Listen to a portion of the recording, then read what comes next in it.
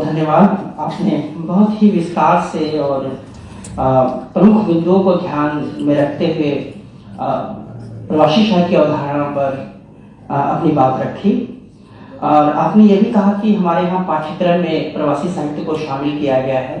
तो मुझे लगता है कि जो पाठ्यक्रम की योजना है निश्चित तौर पर उनके साथ हमारे संवाद की एक पृष्ठभूमि के रूप में, और आपने ये भी कहा कि प्रवासी साहित्य का एक छोर जो है गिरमिटिया मजदूरों के साथ दर्द व्यथा और विस्थापन के भाव के साथ जुड़ा रहा, तो एक दूसरा छोर जो है साम्रांत प्रवासी समाज जो ब्यूरोक्रेट और टेक्नो सोसाइटी से जुड़ा हुआ समाज है।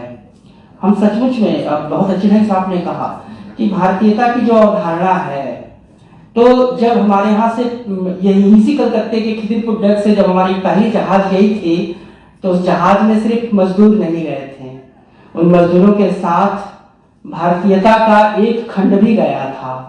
चाहे रामचरितमानस के रूप में गया हो, चाहे गीता के रूप में गया हो, चाहे उन भोजपुरी चैता गीतों के माध्यम से गया हो। वहां मीरा भी थी, वहां सूर भी थे, वहां कबीर भी थे।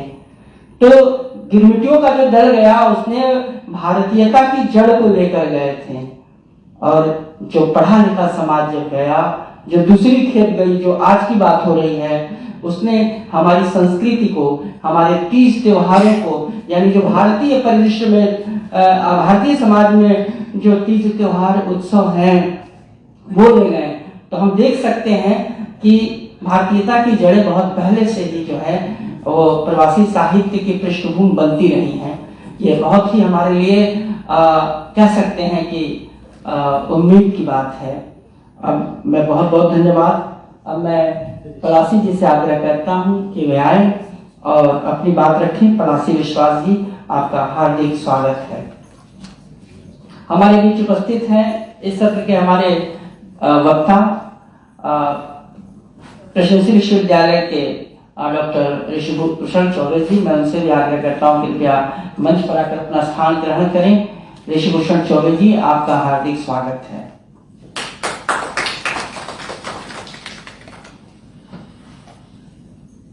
मैं दिव्या जी से आग्रह करता हूं कि वे आए और उन्हें पुष्पस्तक देकर उनका अभिनंदन करें। दिव्या जी।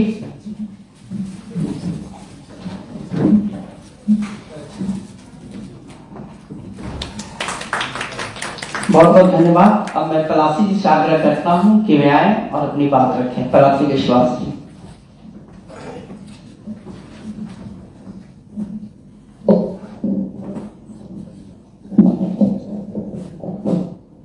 बहुत बहुत धन्यवाद आपका। भारतीय भाषा परिषद और सदीनामा पत्रिका के द्वारा आयोजित प्रवासी साहित्य में भारतीयता पर आधारित जो 2 दिवसीय अंतर्राष्ट्रीय संगोष्ठी का आयोजन किया गया है और इस अवसर पर मुझे कुछ बोलने का मौका दिया गया है, इसके लिए मैं सबसे पहले आप लोगों का आभार प्रकट करना चाहूंगी और सभागार में उपस्थित जितने भी वरिष्ठ जन हैं और मुझसे जो छोटे हैं उन सबको मेरा प्रणाम। प्रवासी साहित्य के विषय में मुझे प्रवासी साहित्य की अवधारणा पर कुछ बोलने को कहा गया है। जबकि मैंने तैयारी की थी प्रवासी साहित्य में भारतीयता पर, तो मैं कोशिश करूंगी दोनों को ही समेटने की। प्रवासी भारतीय दिवस भारत सरकार द्वारा प्रतिवर्ष 9 जनवरी को मनाया जाता है। 9 जनवरी के दिन ही महात्मा गांधी दक्षिण अफ्रीका से स्वदेश लौटे थे। उसी दिन के आधार पर, उसी तारीख के आधार पर ही ये दिवस प्रतिवर्ष मनाया जाता है। इस दिवस को मनाने की शुरुआत सन 2003 से हुई है। प्रवासी भारतीय दिवस मनाने की संकल्पना लक्ष्मीलाल सिंघवी ने की थी। इनके प्रयास से भारत सरकार ने प्रतिवर्ष 9 जनवरी को प्रवासी भारतीय दिवस मनाने की घोषणा की है। पहला भारतीय प्रवासी भारतीय दिवस 8 से 9 जनवरी 2003 को नई दिल्ली में आयोजित हुआ। इस अवसर पर प्राय 3 दिवसीय कार्यक्रम आयोजित किया जाता है। इसमें अपने क्षेत्र में विशेष उपलब्धि प्राप्त करने वाले भारतवंशियों का सम्मान किया जाता है तथा उन्हें प्रवासी भारतीय सम्मान प्रदान किया जाता है। यह आयोजन भारतवर्षियों से संबंधित विषयों और उनकी समस्याओं की चर्चा के लिए एक मंच प्रदान करता है। प्रवासी भारतीय दिवस इसलिए मनाया जाता है ताकि अप्रवासी भारतीयों की भारत के प्रति सोच, उनकी भावनाओं की अभिव्यक्ति के साथ ही उनके अपने देशवासियों के साथ संबंध स्थापित करने के लिए एक मंच उपलब्ध कराया जा सके, भारत की युवा पीढ़ी को अप्रवासी भाइयों से जोड़ा जा सके, भारतीय श्रमजीवियों को विदेश में किस तरह की कठिनाइयों का सामना करना पड़ता है, उन कठिनाइयों से रूबरू कराकर उनकी समस्याओं पर विचार विमर्श किया जा सके। आज के समय में प्रवासी शब्द उन लोगों के लिए प्रयोग किया जाता है जो अपने जीवन को बेहतर बनाने के उद्देश्य से अपना देश छोड़कर America, Britain, Germany, Italy, France, Mauritius आदि देशों में बस जाते हैं। इन्हीं के द्वारा रचित साहित्य प्रवासी साहित्य कहलाता है। प्रवासी साहित्य की परंपरा बहुत पुरानी नहीं है, फिर भी यह अपनी रचनाधर्मिता से साहित्य में अपनी गहरी जड़ें जमा चुका है। जिन्होंने हिंदी को केंद्र में रखकर हिंदी भाषा में साहित्य सृजन किया, वे प्रवासी हिंदी साहित्यकार कहलाए। भारत से बड़ी संख्या में लोग विदेशों में हर साल जाकर बस जाते हैं। यही कारण है हिंदी का प्रवासी साहित्य आज इतना समृद्ध रूप में हमारे समक्ष उपलब्ध है। प्रवासी हिंदी साहित्यकार Britain, America, Australia, Canada, Guyana, Mauritius, Suriname आदि देशों को अपनी कर्मभूमि स्वीकार करते हुए साहित्य सृजन करते आए हैं। प्रवासी हिंदी साहित्य के अंतर्गत महाकाव्य, खंड काव्य, कविताएं, उपन्यास, कहानियां, नाटक आदि समस्त विधाओं पर साहित्य की सृजन हुई है। प्रवासी हिंदी साहित्यकारों ने अपनी रचनाओं में भारतीयता को सुरक्षित रखने पर बल दिया है। इस विषय में डॉक्टर कमल किशोर गोयनका ने कहा है कि हिंदी के प्रवासी साहित्य का रूप, रंग, उसकी चेतना और संवेदना भारत के हिंदी पाठकों के लिए एक नई वस्तु है, एक नए भावबोध का साहित्य है, एक नई व्याकुलता और बेचैनी का साहित्य है, जो हिंदी साहित्य को अपनी मौलिकता एवं नए साहित्य संसार से समृद्ध करता है।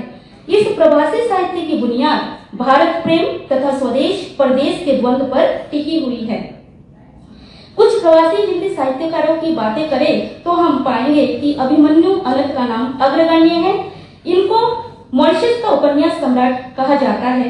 लाल पसीना इनकी कालजयी महाकाव्यात्मक उपन्यास है। इनको मॉरिशस का प्रेमचंद भी कहा जाता है। मॉरिशस के कुछ अन्य साहित्यकारों के नाम हैं आलिमन ईश्वर दत्त, प्रेमचंद मूली, दीपचंद बिहारी तथा रामदेव धुरंधर आदि। फिजी में हिंदी के प्रमुख साहित्यकारों में शामिल है जोगिंदर सिंह कंबल। इनको फिजी का प्रेमचंद कहा जाता है। इनकी प्रमुख उपन्यास है सवेरा, धरती मेरी माता, करवट आदि। सूरीनाम में नाटककार श्री रामदेव रघुवीर तथा कहानीकार सूर्य प्रसाद बीरे आदि प्रमुख साहित्यकारों में शामिल हैं। ब्रिटेन में तेजेंद्र शर्मा तथा दिव्या माथुर का नाम उल्लेखनीय है। इन सभी साहित्यकारों के अतिरिक्त हरिशंकर आदेश, अचला शर्मा, सुधा ओम ढींगरा, सुषम बेदी, उषा राजेश सक्सेना, शैल अग्रवाल, जदिया जुबेरी तथा डॉक्टर लक्ष्मी लाल सिंह भी आदि अन्य अनेक प्रवासी हिंदी साहित्यकार परदेश में रहते हुए हिंदी साहित्य सृजन कार्य में संलग्न हैं और परदेश में रहते हुए विदेशी भूमि में अपने लेखन के माध्यम से भारतीयता का प्रसार करने में अपना योगदान दे रहे हैं और भारत के साथ अपना संबंध बनाए रख रहे हैं। साथ ही विभिन्न देशों के साथ आपस में संस्कृति का आदान प्रदान भी कर रहे हैं। इन्हीं प्रवासी साहित्यकारों में एक जानी मानी साहित्यकार हैं जो लंदन में रहकर अपने हिंदी साहित्य में योगदान दे रही हैं। वे है दिव्या माथुर। मैंने दिव्या माथुर की एक प्रसिद्ध उपन्यास शाम भर बातें उपन्यास में वृद्ध मन की अभिव्यक्ति पर अपना आलेख तैयार किया है, उसको मैं पढ़ के सुनाना चाहूंगी। प्रवासी हिंदी साहित्य में दिव्या माथुर एक जानी मानी हस्ती है। लंदन में रहकर वह हिंदी साहित्य में सहयोग कर रही है और प्रवासी हिंदी साहित्य को समृद्ध बना रही है। वे अपने लेखन के माध्यम से लंदन में बसे हुए भारतीय मूल के निवासियों की आकांक्षाओं, बेरोजगारी तथा आर्थिक संकटों से जूझते हुए प्रवासी भारतीयों की पीड़ाओं, स्त्री पुरुषों के अवैध संबंधों, तथा वृद्धों के अकेलेपन और पराये देश में रहते हुए घुटन भरी जिंदगी जीने की विवशता को अभिव्यक्ति दी है। शाम भर बातें उपन्यास की पृष्ठभूमि लंदन में रह रहे एक प्रवासी भारतीय दंपति मकरंद मलिक और मीता मलिक के शादी की 20वीं सालगिरह की खुशी के अवसर पर रखी गई पार्टी पर आधारित है। मीता इस पार्टी को सफल बनाने की भरसक प्रयत्न करती हैं। शाम भर बातें उपन्यास दृश्यात्मक शैली में लिखी गई है, जो एक घरेलू पार्टी में आमंत्रित मेहमानों के बीच होने वाले अभिवादन, बातचीत, हाव भाव, कुटिल वाक्यों के माध्यम से आनंद प्रदान करता है। उपन्यास को पढ़ते हुए ऐसा लगता है कि इसे केवल सपाट बयानी के रूप में लिखा गया है। पार्टी में शामिल मेहमानों के बीच केवल वार्तालाप हुए जा रहा है। मेहमानों में विभिन्न मुद्दों पर बहस चलता रहता है और सभी एक दूसरे को नीचा दिखाने में व्यस्त रहते हैं। मेजबान मकरंद मलिक की माता जिया उर्फ जानकी प्रस्तुत उपन्यास में एक ऐसे चरित्र के रूप में चित्रित की गई है जो सबके बीच में संतुलन बनाए रखते हुए दिखाई गई है। जब भी कोई मेहमान अपनी टांग खिंचवाते पाते हैं या किसी से बचने की कोशिश करते हैं तो वे झट से जिया के निकट पहुंच जाते हैं और हाल चाल पूछकर झट से अपने मतलब के किसी और जगह पहुंच जाते हैं और ये सिलसिला पूरे पार्टी के दौरान चलता रहता है। जिया के माध्यम से दिव्या माथुर ने लंदन में रह रहे वृद्धों की जीवन शैली को दर्शाया है। जिया, पुष्पा मौसी, सोमा की माँ, अम्मा और राघव जी के माध्यम से विदेशों में रह रहे वृद्धों के मन की करुण अभिव्यक्ति प्रस्तुत उपन्यास में हुई है। प्रवासी भारतीय अब किसे कहा जाता है? प्रवासी भारतीय उन लोगों को कहा जाता है जो अन्य देशों में स्थायी रूप से रह रहे हैं। असंख्य भारतवासी वर्तमान समय में विश्व के कई अन्य देशों में निवास कर रहे हैं। जहां तक भारतीय प्रवासी लोगों की बात है, उनको 3 श्रेणियों में बांटकर समझा जा सकता है। एक श्रेणी में वे लोग हैं जो गिरमिटिया मजदूरों के रूप में गिरमिटिया मजदूर वे थे जिनको अंग्रेजों ने कॉन्ट्रैक्ट के आधार पर जबरन भारतवर्ष से अफ्रीका, मॉरिशस आदि देशों में मजदूरी बेगारी खटाने के लिए ले गए थे। उन गिरमिटिया मजदूरों के रूप में फिजी, मॉरिशस, गुआना, दक्षिण अफ्रीका आदि देशों में भेजे गए थे। दूसरी श्रेणी में 80 के दशक में खाड़ी देशों में गए अशिक्षित, अर्धशिक्षित तथा अर्धकुशल मजदूर आते हैं और तीसरी श्रेणी में 80-90 के दशक में गए सुशिक्षित मध्यवर्गीय लोग हैं जिन्होंने बेहतर भौतिक जीवन के लिए प्रवास किया है। दिव्या माथुर उन्हीं शिक्षित मध्यवर्गीय लोगों में से एक है जो लंदन में रह रहे प्रवासी भारतीयों में शामिल है। दिव्या माथुर ने लंदन में रहते हुए अपनी मातृभाषा में अपनी सृजनात्मकता का परिचय दिया और हिंदी भाषा में साहित्य की रचना की है। लंदन में रहते हुए भी उन्होंने हिंदी भाषा में अपनी रचनाशीलता को दर्शाया है। ऐसा इसलिए हुआ है क्योंकि साहित्य उसी भाषा में लिखा जाता है जिस भाषा के संस्कार व्यक्ति को बचपन से मिलते हैं। साहित्य की अभिव्यक्ति यदि विदेशी भाषा में की जाए तो ऐसा साहित्य असंवेदनशील हो सकता है।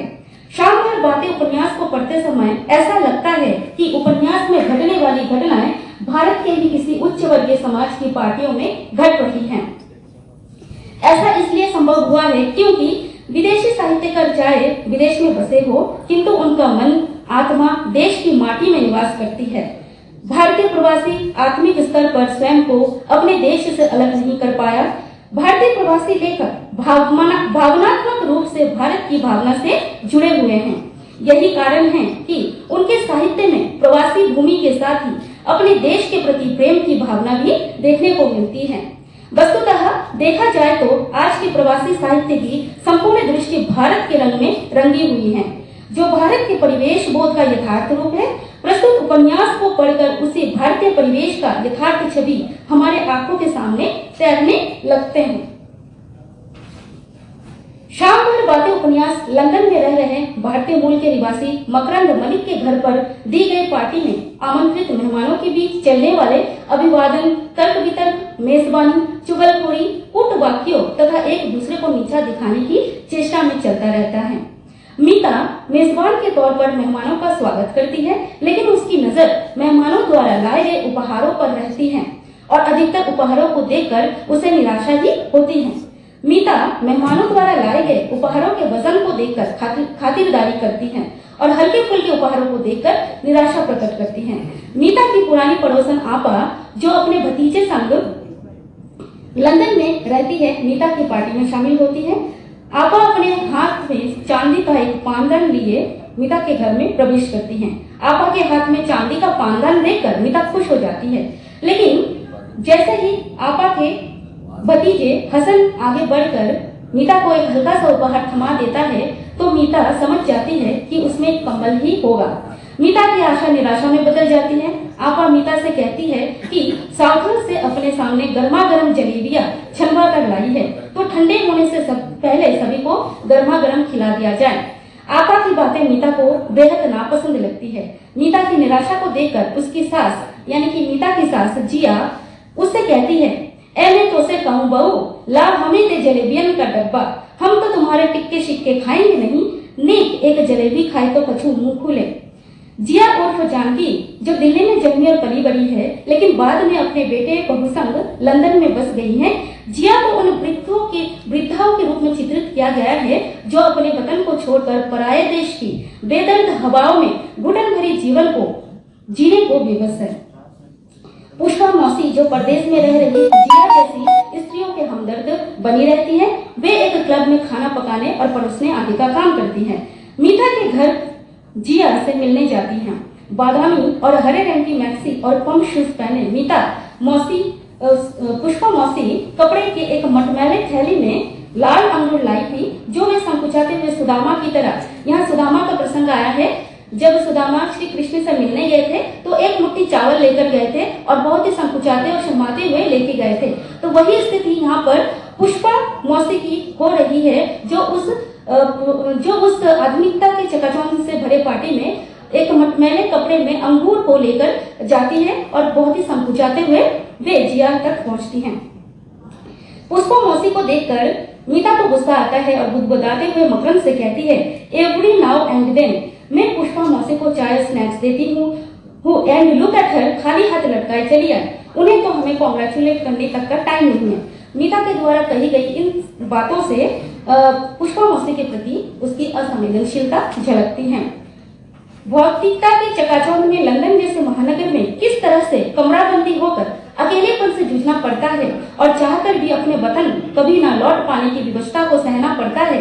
प्रवासी वृद्ध जीवन की इन्हीं विसंगतियों को भी प्रस्तुत उपन्यास में दर्शाया गया है। परदेश में रह रही जिया अपना दुखड़ा बताते हुए अपनी सहेली पुष्पा मौसी से कहती है, मैं तो से कहूँ पुष्पा, पोता पोती को भी मारे लिए टाइम नाए हैं। एक बेर हमने कही के बिटवा अपनी भाषा को नेक सीख लो तो बहू ने कही के जिया बच्चन को कन्फ्यूज ना करो। जिया की बातें सुनकर पुष्पा मौसी कहती है, हाय राम जिया, जो है तो है, अपनी भाषा सीखने से तुम जानो कोई कन्फ्यूज होवे है का। इस बात पर जिया कहती है, वही तो गुजराती पंजाबी और उर्दू वाले नहीं होते, मारे हिंदी वालों के बच्चे कन्फ्यूज क्यों हो जावे हैं। तो इस तरह से हम देखते हैं कि विदेशों में अपनी भाषा को सीखना भी कहीं ना कहीं आधुनिकता के चकाचौंध से भरे हुए जो माता पिता है वे नापसंद करते हैं, जबकि जिया जैसी जो वृद्ध महिलाएं है जो भारतीयता के रंग में रंगी हुई है वो चाहती हैं कि उनके पोता पोती भी भारतीय संस्कृति भारतीय भाषा को सीखे। प्रवासी एहसास की कई परतें हैं। कहीं ना कहीं अतीत की बची खुची ऐतिहासिकता निजता बनी ही रहती है जो अपने कहीं और होने के एहसास को जीवित रखती है। ठीक अपने घर में होकर कहीं और होने का एहसास ही प्रवासी एहसास है। जिया, आपा, पुष्पा मौसी, सोमा की माँ ऐसे ही चरित्र है जिनके भीतर अपने अतीत के एहसास अभी जीवित हैं, क्योंकि ये सभी भारत से लंदन जाकर बसे थे। सोमा की माँ जिसे गुजराती के अलावा और किसी भाषा की जानकारी नहीं है, वो पार्टी में स्त्री पुरुषों के अवैध संबंधों को देखकर बस एक ही वाक्य दोहराती है, आशु जमानो आव्यो छे। मोहन और मोहिनी अपने बाजे गाजे संग इस उम्मीद से उस पार्टी में शामिल होते हैं कि उनको भजन गाने का मौका मिलेगा, लेकिन मीता अपने पार्टी को आधुनिक तरीके से मनाना चाहती थी, इसीलिए मोहिनी और मोहन को टालने की कोशिश करती है। लेकिन भारतीय रंग में रंगी हुई जिया मोहिनी से कहती है, मैं तो से कहूँ मोहिनी, आज सुबह से लक्ष्मी गणेश भी नाए मनाए गए। हमारे जमाने में बर्थडे के दिन सुबह सुबह हवन और फिर सुंदरकांड का पाठ होवे था और ईब। तो जिया के इन बातों से हमें पता चलता है कि किस तरह से भारतीयता का रंग उनके भीतर अभी भी छाया हुआ था, लेकिन उनकी जो बहू है वो किस तरह से भौतिकता के चकाचौंध में अपने उसी भारतीयता को पीछे छोड़ के आगे बढ़ने की कोशिश करती हैं। जिया, मोहन और मोहिनी के कई बार कहने पर भी मीता लक्ष्मी गणेश की आरती और भजन करने की अनुमति नहीं देती है। मोहिनी और मोहन कई बार भजन कीर्तन करने की चेष्टा करते हैं लेकिन असफल भी होते हैं। मीता आधुनिकता की भले ही प्रदर्शन करती है लेकिन किसी समस्या को देखते ही उसके मन में शेरावाली माँ को स्मरण करके मुश्किल आसान होने की कामना करती है। तो ये उसके भीतर छुपे हुए भारतीयता का ही लक्षण है। मीता की सास जिया और मैनू के ससुर बचपन में दिल्ली में एक साथ पढ़ा करते थे। लंबे समय के बाद लंदन में अचानक मीता की घरेलू पार्टी में वे दोनों मिलते हैं और पुरानी यादों को बस अब थोड़ा सा ही है और पुरानी यादों को याद करके प्रसन्न भी होते हैं। लंदन जैसे महानगर के आधुनिक वातावरण में जिया कमराबंदी जीवन बिताने को विवश होती हैं। पार्टी में जहां सभी अपने अपने मस्ती में डूबे होते हैं, वही अकेलेपन की शिकार जिया भी अपने दोस्तों पुष्पा मौसी, सोमा की माँ, अम्मा और राघव जी के साथ हंसी मजाक करते हुए वृद्धों की एक क्लब खोलने की योजना बनाते हैं। यह सुझाव पुष्पा मौसी द्वारा रखा जाता है। क्लब का नाम ठुल्लू क्लब रखा जाता है। मीता और राघव जी की बहू मैनू चिंता में पड़ जाते हैं कि कहीं ये वृद्ध क्लब की मीटिंग और जलसे उनके घरों में ही ना होने लगे। इसी चिंता से वे दोनों तरह तरह के बहाने बनाकर ठुल्लू क्लब में कोई रुचि नहीं लेते हैं। लेकिन जैसे ही उस क्लब को सरकारी अनुदान प्राप्त होने की बात चलती है तो अनुदान और उपहारों के लालच में मीता और मैनू उस क्लब में रुचि लेने लगते हैं। उपन्यास के अंत में आधुनिकता के आगे परंपरा का दम घुटते हुए दिखाया गया है। वर्षा द्वारा भेजे गए युवा दलों का परफॉर्मेंस, जिसमें युवक अपने कपड़े उतारते हुए कानफोड़ संगीत में नाचते हैं, जिसमें सभी मेहमान भी जोर शोर से भाग लेते हैं। युवा, बच्चे, प्रौढ़ तथा वृद्ध सभी उस आधुनिकता की धुन में झूम उठते हैं। सुनकर देखो, सुनकर देखो, सुनकर देखो जी। ममता राहुल मोदी बोले, लिखे जितेंद्र जी।